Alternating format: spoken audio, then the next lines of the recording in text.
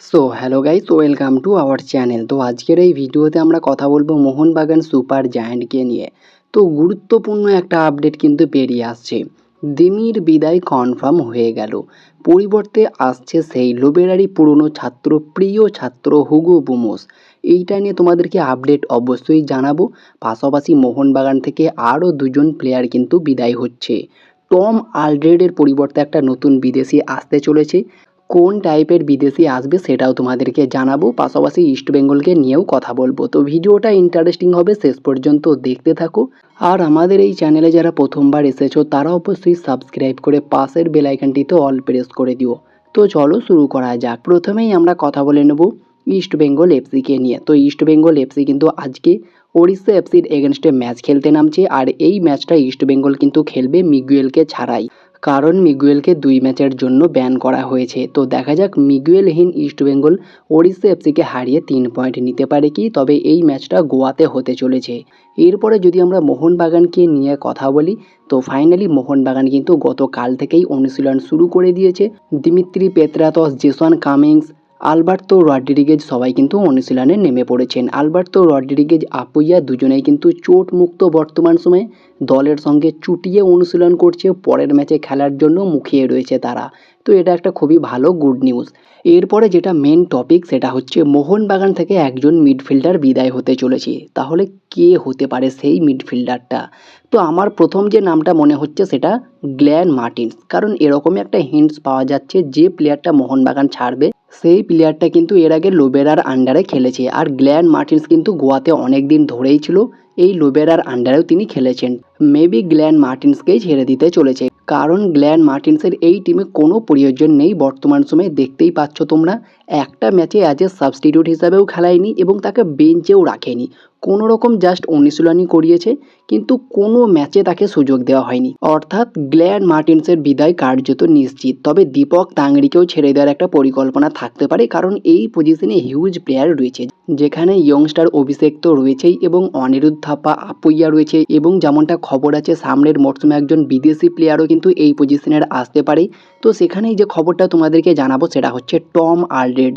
স্কটল্যান্ডের এই centre back কিন্তু মোহনবাগানের জার্সিতে অনবদ্য খেলেছে, জান লড়িয়ে ডিফেন্স করেছে, বিশেষ করে নর্থ ইস্ট ম্যাচের এগেনস্টে। তো সেই ম্যাচটাতে কিন্তু টম আলড্রেডের পারফরমেন্স অনবদ্য ছিল। তো সেই টম আলড্রেডকে কিন্তু ছেড়ে দিতে চলেছে এবার মোহনবাগান সুপার জায়ান্ট। পরিবর্তে কিন্তু একজন সিএমকে নিতে পারে, যিনি আপুইয়া বা অনিরুদ্ধ থাপার পাশে দুর্দান্তভাবে খেলবেন, পুরো মাঝ মাঠের খেলাটাকে নিয়ন্ত্রণ করবেন, লাইক আহমেদ জাহু টাইপের একজন প্লেয়ার। তো এই বিদেশিটা কিন্তু টম আলড্রেডের পরিবর্তেই আসবে, যিনি কিন্তু সিডিএম পজিশনে খেলবেন এবং কখনো প্রয়োজনে ডিফেন্সেও খেলে দিতে পারবেন, লাইক সেন্টার ব্যাকে যেমন কাল ম্যাকিউককে আমরা করতে দেখেছি এর আগে। নুনো রেইস কিন্তু অনেকটা এই টাইপেরই প্লেয়ার, তবে মোহনবাগান তাকে ছেড়ে দেয়, টম আলড্রেডকে রেখে দেয়। তো এই বিষয়টা কিন্তু একটা ভাবার বিষয় ছিল মরসুমের শুরুতেই। তো যাই হোক, নুনো রেইস বর্তমানে কিন্তু দুর্দান্ত খেলছে মুম্বাইয়ের জার্সিতে। তো সেখানেই নতুন একজন দুর্দান্ত হাই কোয়ালিটির সেন্ট্রাল ডিফেন্সিভ মিডফিল্ডার আসতে পারে, যিনি কিন্তু আপুইয়ার পাশে যখন প্রয়োজন হবে আপুইয়ার পাশে খেলবে, যখন বিদেশি ডিফেন্ডারের প্রয়োজন হবে তিনি বিদেশি সেন্টার ব্যাকের কাজটাও করে দিতে পারবে। এরকমই একজন বিদেশিকে আনা হবে।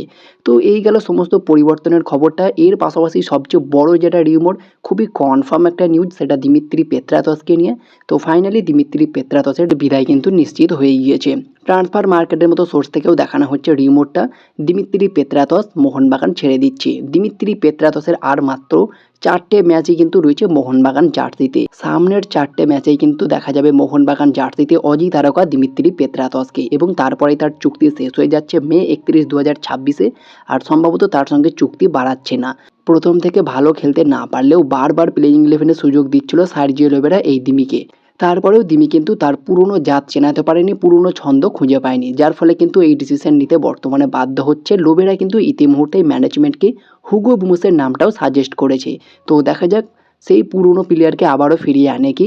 দিমির বিদায় কনফার্ম করে দিয়ে লোবেরার কথাই আবারও হুগো বুমোসকেই ফিরিয়ে আনতে পারে মোহনবাগান। তো এটা একটা বড় ডিসিশন। সেই হুগো বুমোসকেই আবারও মোহনবাগান জার্সিতে আমরা দেখতে পারবো, চ্যাম্পিয়ন একজন প্লেয়ার। তবে লোবেরার খুবই প্রিয় ছাত্র, আর লোবেরার আন্ডারে কিন্তু এই হুগো বুমোস আরও বেশি পারফরমেন্স করে। তোমরা যদি তার স্ট্যাটসগুলো দেখো, মোহনবাগানে যে খুব খারাপ খেলেছে তাও নয়, আবার খুব যে ব্রিলিয়ান্ট খেলেছে সেটাও কিন্তু নয়। তবে লোবেরার আন্ডারে যখন ওড়িশাতে যায় তখন তিনি দুর্দান্ত খেলতে শুরু করেন। 2024-25 মরসুমে ওড়িশা এফসি বুমসের জার্সিতে তিনি 21টা ম্যাচে 6টা গোল 7টা অ্যাসিস্ট অর্থাৎ 13টা গোল কন্ট্রিবিউশন তিনি রেখেছিলেন। তবে মোহনবাগান জার্সিতে এরকম কিন্তু সুযোগ পায়নি। তবে তাকে খুব যে ভালো রকম খেলিয়েছে সেটাও কিন্তু নয়।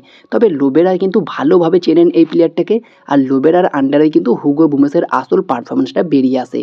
তো দেখা যাক আরও একবার লোবেরা হুগো বুমস জুটি আমরা মোহনবাগানে দেখতে পাই কিনা। এর আগে মুম্বাই, গোয়া এবং ওড়িশাতে দেখেছি, এবার পালা মোহনবাগানের। তো তোমাদের কি মনে হয় হুগো বুমস কি বেস্ট হতে পারে দিমিত্রি পেত্রাতসের রিপ্লেসমেন্ট হিসাবে?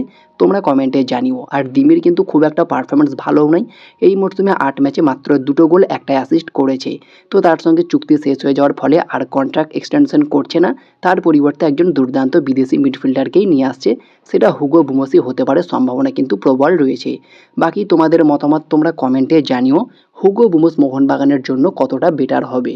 তো এই ছিল আজকের ভিডিওটি ভালো লাগলে লাইক শেয়ার কমেন্ট করে আমাদের চ্যানেলটিকে সাবস্ক্রাইব করে দিও, পাশে থাকা বেল আইকনটি ক্লিক করতে একদমই ভুলো না।